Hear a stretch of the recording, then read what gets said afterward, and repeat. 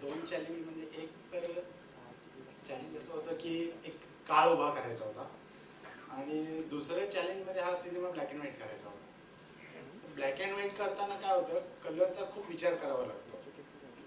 तुम्हाला असं वाटेल तसं कुठलेही कलर सेटवर वापरून चालत नाही. तर ते कलरमध्ये ना कॉन्ट्रास्ट ठेवावा लागतो. आपण जो सेटवर मारलेला कलर आहे तो ब्लॅक अँड व्हाईट झाल्यावर कसा दिसेल ते अज्युम करावं लागतं. हा एक प्रकार आहे. आणि दुसरा म्हणजे पिरियड दाखवायचा होता. तर ते पिरियड दाखवताना आणि शिवाय सचिन लोलेकर बरोबर आम्ही बसून त्याच्यावर कॉस्ट्युम कुठले येणार आहेत तर त्याचं आम्ही अगोदरच सगळं ठरवूनच केलं होतं. त्यामुळे फारसं काही कठीण गेलं नाही. पण एक दोन वेळा आम्हाला जरा वॉलच्या कलरमध्ये डीप करावे लागले, काही ठिकाणी हे करावे लागले, लाईट करावे लागले. पण मला असं वाटतं की चॅलेंज म्हणण्याची ही संधी होती मला स्वतःला प्रूव्ह करण्याची. आणि पिक्चर बघितल्यावर तुम्हाला कळेल ती प्रूव्ह झाली की नाही. नक्कीच कळेल, ट्रेलर बघूनच कळतं. या चित्रपटाचे संकलक जयंत जठार यांना मी नंतर इथे आता आमंत्रित करतोय. जयंत जठार आलेत का?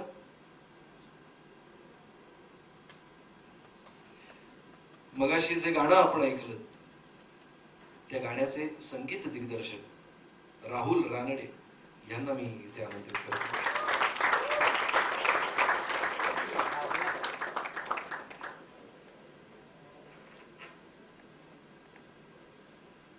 संगीत आणि पार्श्वसंगीत दोन्ही राहुल रानडे यांनी दिलेलं आहे. राहुल, कसा होता अनुभव? म्हणजे अशा चित्रपटात एक ते गाणं आहे, हाच एक मला थोडस वेगळं वाटलं होतं. नाही, गाणं, नमस्कार सगळ्यांना आणि तुम्हा सगळ्यांना. ही माझी सुंदर दृष्ट लागण्यासारखी टीम आहे सगळी, त्यामुळे त्यांना मनापासून नमस्कार. मला वाटतं की गाणं आधी दृष्ट लागू नये म्हणून सगळे काळे पांढरे आलेले. वा. तर गाणं चित्रपटात आधी नव्हतं.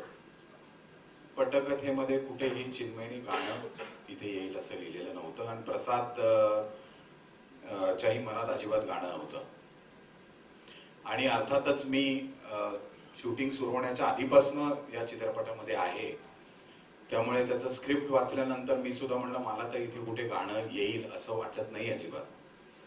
आणि प्रसाद म्हणला ठीक आहे, आपण पूर्ण चित्रपट करूया आणि नंतर बघू की कुठे गाण्याला गुंजाईश आहे का.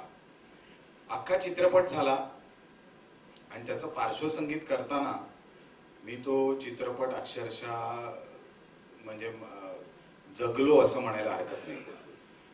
आणि मला आवर्जून उल्लेख करावा लागेल जो आज येऊ शकला नाहीये, समीर म्हात्रेचा, ज्यांनी जो माझा अरेंजर आहे आणि ज्यांनी प्रोग्रामिंग पण केलंय, पार्श्वसंगीताचंही आणि गाण्याचंही. बरं नीरज, तुला खूप धन्यवाद, तू आयत्या वेळी मदतीला धावून आलास. समीरला बरं नव्हतं त्यामुळे नीरज माझ्या परममित्राचा मुलगा धावून आला आणि मला खरंच तुझं कौतुक वाटतं. आज दुपारी त्यांनी गाणं ऐकलंय पहिल्यांदा आणि त्यांनी त्याच्याबरोबर साथ केली. वा. तर समीर आणि मी अक्षरशः रात्र रात्र जागून या चित्रपटाचं पार्श्वसंगीत केलंय.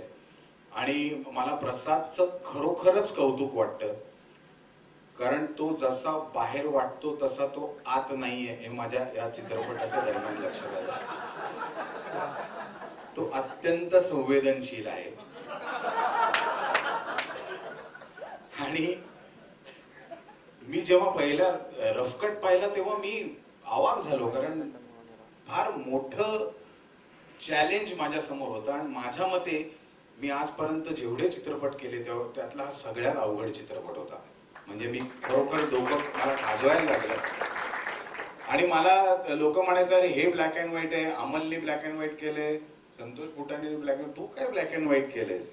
तर माझ्या मते ब्लॅक म्हणजे शांतता आणि व्हाईट म्हणजे सूर, आणि शांततेचा खूप वापर मी याच्यात केला, कारण ती फार महत्वाची असते. तुम्ही सतत टांग टांग टांग टांग वाजवत राहिलात तर त्या इतके अप्रतिम सीन सोनाली, सचिन, रवी आणि मनमितनी केले की मला त्याला पार्श्वसंगीताचा टेकूच लावावा असं वाटलं नाही अनेक ठिकाणी.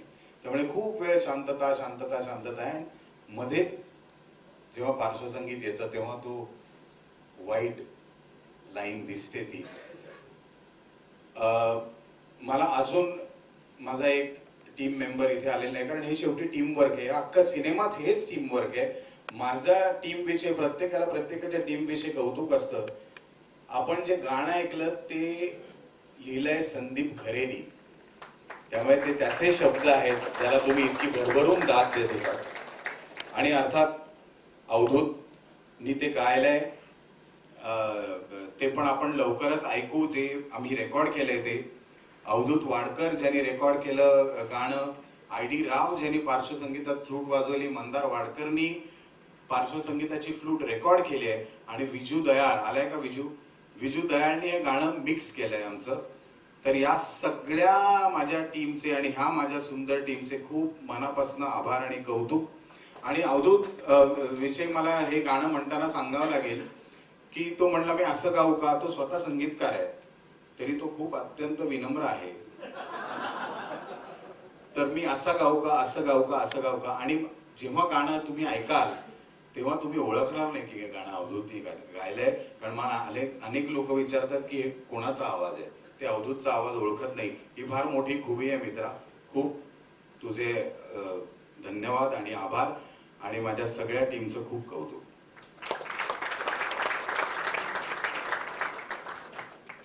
कॉस्ट्युम्स झाले, सेट्स झाले, मेकअप सुद्धा फार महत्वाचा रोल आहे या चित्रपटामध्ये. तर विद्याधर भट्टे आलेले आहेत का लंडन मध्ये? लाईव्ह बघत असतील ते ट्विटर वरून कदाचित. यानंतर या चित्रपटाचे प्रेझेंटर आकाश पेंढारकर यांना मी इथे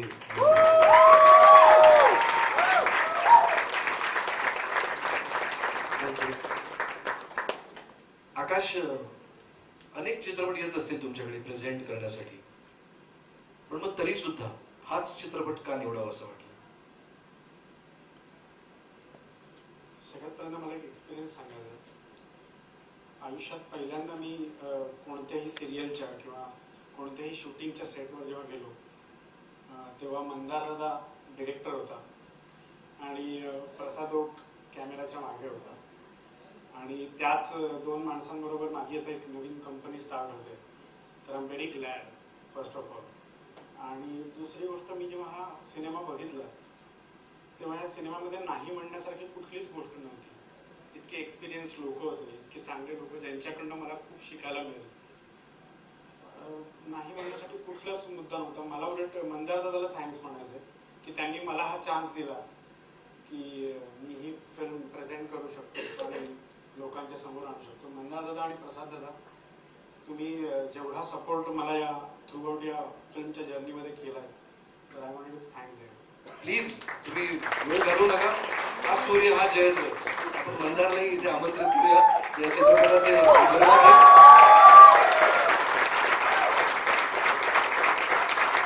आत्ताच थँक्स म्हणा.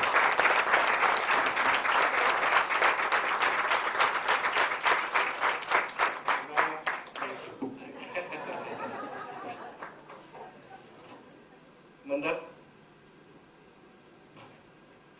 आधी एक दिग्दर्शक, नाही हाडाचा दिग्दर्शक खरं तर. तो सुरुवात दिग्दर्शनापासून झाली, त्यानंतर मग ओघाने निर्मितीकडे वळलास. मालिकांमध्ये व्यवस्थित सगळं चाललं होतं. अचानक तुला फिल्म करावीशी वाटली. बरं, फिल्म करावीशी वाटली ते हरकत नाही, पण दिग्दर्शक तू हाडाचा असून सुद्धा एका मित्राला तू दिग्दर्शनासाठी संधी दिलीस आणि तू निर्माताच राहिलास. काय म्हणजे तुझ्या मनात काय होतं? नमस्कार. 2013 साली मी स्वतःची कंपनी सुरू केली, टीम वर्क अल्ट्रा क्रिएशन्स, आणि सिरियलची निर्मिती सुरू केली.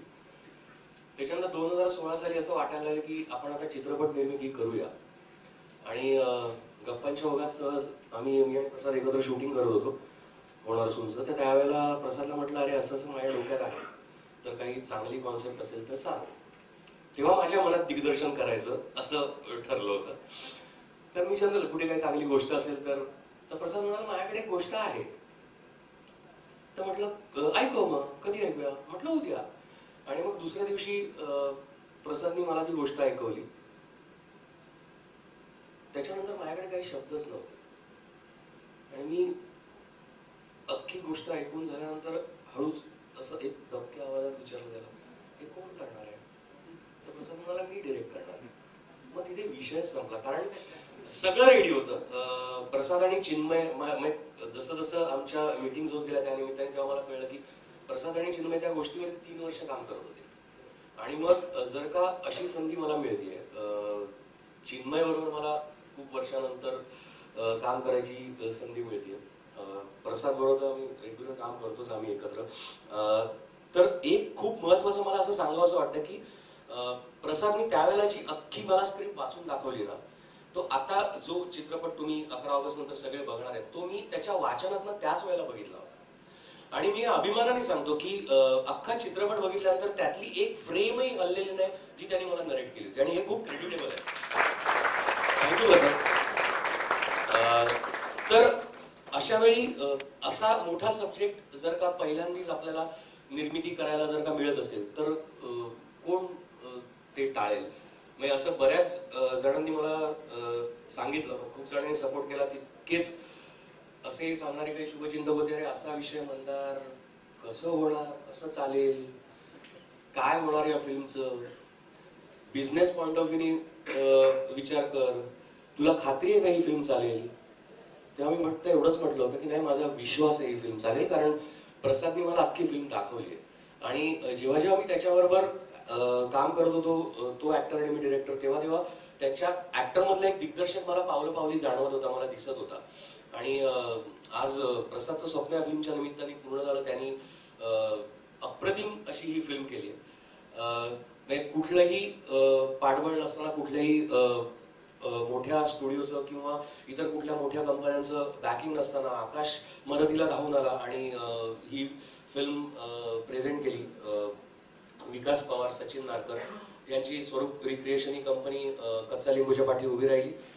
त्या सगळ्यांचे खूप मनापासून आभार. आणि आता सगळं तुमच्या हातात आहे. तुम्ही बघितल्यानंतर मला वाटतं तुमच्या लेखणीतनं आणि तुमच्या कॅमेऱ्यातनं ही फिल्म रसिकांपर्यंत चांगल्या तऱ्हेने पोहोचेल, त्याचे चांगले रिव्ह्यूज रसिकांना मिळतील अशी मला खात्री आहे. त्याच्यामुळे 11 ऑगस्टला प्लीज प्रत्येकाने थिएटरमध्ये जाऊन बघा कच्चा लिंबू. वा,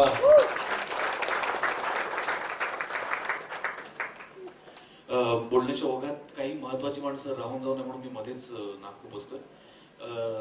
गेल्या 15-20 दिवसामध्ये कच्चा लिंबूच्या पहिल्या पोस्टरला, पहिल्या मोशन पोस्टरला आणि पहिल्या टीझरला अत्यंत भरभरून असा प्रतिसाद मिळतोय. आणि हे सगळं ज्यांच्यामुळे होतंय ते टीझर ज्यांनी कापला ते मनीष मोरे, ते आलेत का? ते नाही आले. एकदा मनीष मोरेंसाठी आपण टाळ्या वाजवूया. कारण आता जो ट्रेलर तुम्ही पाहिला तोही त्यांनीच कापलेला आहे. आणि या सगळ्याचं डिजिटल प्रमोशन बघणारे आमचे व्हिज्युअल जनकितचे जिमी, प्रसाद, नबील, या सगळ्यांसाठी एकदा जोरदार आहे. जिमी आला होता मला वाटतं. आणि या सगळ्याची धुरा ज्यांच्याकडे आहे ते आमचे लीड मीडियाचे सर्व विनोद सातव. प्लीज तू आलायस, ते आले नाही, तू आलायस. विनोद सातवसाठी एकदा जोरदार टाळ्या वाजवा. यानंतर मी सर्व कलाकारांना विनंती करेन की त्यांनी स्थानापन्न व्हावं आणि फक्त राहुल रानडे आणि मंदार देवस्थानी आणि प्रसाद ओके यांना विनंती की त्यांनी रंगमंचावरच थांबावं.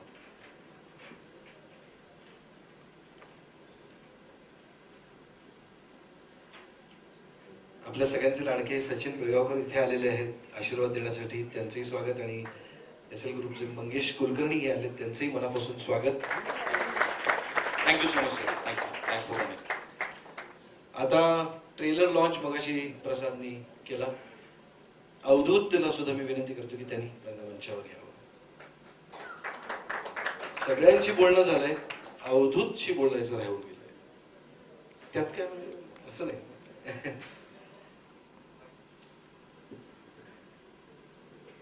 अवधूत, या गाण्याविषयी मगाशी इतकं राहुलनी भरभरून सांगितलं आणि आम्ही ऐकलं सुद्धा. तुझा अनुभव काय होता? तू चित्रपट पाहिलायस? नाही, मी चित्रपट नाही अजून पाहिला. सर्वांना नमस्कार. मला खूप खूप आनंद होतोय आज इथे उभं राहून, कारण माझी सुरुवात कायम जी झाली मराठीमध्ये ती पण गायक म्हणून झाली. सो इथे मी फक्त गायक म्हणून उभा आहे याचा मला फार आनंद आहे. आणि मला तो दिवस आठवतो की मी झेंडा करायला घेतला होता आणि प्रसादचा मला फोन आला होता की अवधूत तू पहिला फिल्म करायला घेतेस, मी त्याच्यामध्ये असणार आहे असं त्यांनी डायरेक्ट सांगितलेलं मला. आणि तो कोल्हापूरला शूटला आला होता, म्हणून तुम्ही जर का झेंडा बघा तर त्याचा नुसतं अगदी सुरुवातीच्या मोन्टाजमध्ये प्रसाद आहे, पण तो ऋणानुबंध आमचा सुरुवातीपासून होता. ज्या वेळेला कच्चा लिंबूची पोस्टर, मला गंमत काय होते की मला अजूनही कळत नाही की मराठीमध्ये चित्रपट सुरू झाल्यानंतर मला कळत का नाही, कायम पूर्ण झाल्यानंतरच कळतात. तर तसंच त्याची पोस्टर्स यायला लागले आणि मला असं वाटलं मी आता फोन करणार प्रसादला की प्रसाद मला पण माझा हक्क आहे, मला पण I want to be a part of this project, this film. पण ती संधी मला दिलीच नाही त्याने. तेवढ्यात मला राहुलचा फोन आला की असं असं गाणं गायचंय. आणि मला हे गाणं गायला इतका आनंद झाला, कारण जसे कलाकारांना वेगवेगळ्या भूमिका करायला आवडतात, तसं आम्हाला गायकांना सुद्धा वेगवेगळी गाणी गायला आवडतात. आम्ही जे पण काय होतं की आता मी ऑलमोस्ट आठवड्यात तीन चार गाणी तरी मी गायक म्हणून गातो मराठी चित्रपटांसाठी. पण एक टिपिकल गाणीच येतात कायम. तर मला ज्या वेळेला हे गाणं ऐकलं आणि मी राहुलला म्हटलं तू चुकून दुसऱ्या कोणाच्या सिंगरची मला पाठवलीस की काय फाईल व्हॉट्सअपवरती, तर म्हणून हेच तुला गायचंय गाणं. आणि मग मी ते खूप एन्जॉय केलं. मला ह्या गाण्याच्या रेकॉर्डिंगला अजून मजा का आली की सगळेच समोरच्या बाजूला होते. म्हणजे प्रसाद तर होताच, राहुल तर होताच, पण सचिन होता खेडेकर आणि अजून कोण होतं, सगळेच होते आणि सगळे डिरेक्शन देत होते म्हणजे राहुल बरोबर की ही लाईन अशी आली पाहिजे, ही लाईन तशी आली पाहिजे. आणि मी सगळ्यांना आवडेल असं गाण्याचा प्रयत्न करत होतो. मग आम्ही पुन्हा हे गाणं एकदा रेकॉर्ड झाल्यावर आम्ही पुण्याला गेलो आणि पुण्याला आम्ही याचे पॅकिंग वोकल्स पुण्याला करून घेतले राहुलने माझ्याकडनं. सो एकंदरीत खूप छान वाटतंय की इतक्या चांगल्या एका प्रोजेक्टचा मी भाग आहे. आणि all the best to everybody. Thank you. Sandeep खरेचा उल्लेख इथे झाला, तर तोही आज इथे येऊ शकला नाहीये. तर मला वाटतं प्रसादनी त्याच्याविषयी. संदीपला मी या गाण्यासाठी खूप छळलंय, खूप वेगवेगळ्या प्रकारची गाणी त्याच्याकडनं मी लिहून घेतली आणि इतका त्रास दिलाय की तो आता विपश्यनीला गेलाय. त्यामुळे तो आज इथे आज येऊ शकला नाहीये. पण अत्यंत गोड असा, अत्यंत लाडका मित्र आहे माझा, अत्यंत लाडका कवी आहे माझा. त्यामुळे हाय का नाही काय मध्ये सुद्धा त्याचंच गाणं होतं, कच्चा लिंबू मध्ये त्याचंच गाणं आहे. बस. मला काही साऊंड डिपार्टमेंटच्या लोकांचा उल्लेख करायचा राहिला इथे. तर कार्तिक कुलकर्णी आणि आदित्य यादव हे साऊंड डिझायनर आहेत का? आलेत का? आलाय, या प्लीज. यांचं फार महत्वाचं काम आहे, कारण यांनी साऊंड डिझाईन केलंय अख्ख्या चित्रपटाचं. त्यांनी प्लीज या, खूप मेहनत घेतली, कारण एक तर पिरियड आहे आणि फोली म्हणजे ज्या ऍक्शनचे जे साऊंड असतात ते खूप अवघड होतं. कार्तिक, आदित्य आणि हे सगळं म्युझिक, साऊंड, डायलॉग्स ज्यांनी एकत्रित केलंय ते अनमोल भावे. अनमोल येणार आलाय? अनमोल प्लीज. बरं, मला अजून एक सांगायला आनंद होतो की पुण्याची मेजॉरिटी आहे या चित्रपटात. रिलीज मुंबईत होते. अरे चांगलंच म्हणतोय. सोनाली पुण्याची आहे, प्रसाद स्वतः पुण्याचा आहे, अनमोल, मी, संदीप. तर तुमचे खूप आभार आणि खूप अप्रतिम या लोकांनी काम केलंय. खूप अवघड काम आहे यांचं. आणि सगळे ब्लॅक अँड व्हाईट घालून आलेत नाही, मी बघतोय. तर आता बस मंदारला विनंती करेन की त्यांनी आता म्युझिक लॉन्च करावं. म्युझिक व्हिडिओ आपण लॉन्च करणार आहोत आणि त्यानंतर काही मान्यवर आमचे अत्यंत जवळचे मित्र जितेंद्र जोशी हे सुद्धा उशिरा आलेत. तर उशिरा आलेल्यांना साठी पुन्हा एकदा ट्रेलर आम्ही दाखवू, पण त्याच्या आधी म्युझिक व्हिडिओ आपण लॉन्च करू. प्रसाद, मी 2.5 महिने आधी ट्रेलर पाहिलाय, तुला पुण्याला घेऊन गेलो होतो तेव्हा. जे तो सुद्धा पुण्याचं आहे. आता ह्या चित्रपटातलं गाणं आपण त्याचा ट्रेलर लॉन्च करतोय. प्ले.